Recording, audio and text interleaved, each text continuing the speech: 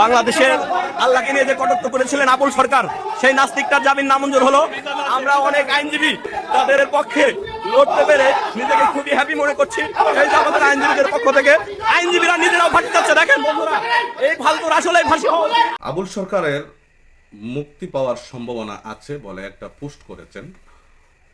সুখবর এবং বাতিলরাই নাকি ধ্বংস হবে। তাওহীদি জনতাকে বাতিল বলে আখ্যা দিয়ে ওনারা নিজেদেরকে হক এবং আল্লাহওয়ালা দাবি করে একটা পোস্ট করেছেন। খুব চিন্তায় ছিলাম, তারপরই এই ভিডিওটা পেলাম।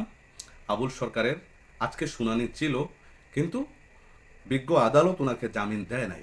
আমি পরিষ্কার বলতে চাচ্ছি, এই ভিডিওর মাধ্যমে ভিডিওটা শেয়ার করে দিবেন। আবুল সরকারের সাঙ্গপাঙ্গ এবং আবুল সরকার গং যারা আছে সবাইকে আইনের আওতায় আনতে হবে এবং সর্বোচ্চ শাস্তি এই আবুল্লার জন্য নির্ধারণ করতে হবে। এই ছোট আবুল্লাহ, বড় আবুল্লাহ, আনোয়ার সরকার সহ এই লতিফ সরকার সহ যত আবুল্লারা আছে সবার জন্য যথেষ্ট পরিমাণ শাস্তির ব্যবস্থা করতে হবে। যদি আদালত আবুলের ব্যাপারে কোনোভাবেই যদি আদালত আবুলের ব্যাপারে সহমর্মিতা দেখায়, দুর্বার আন্দোলন গড়ে উঠবে, এটা মনে রাখবেন।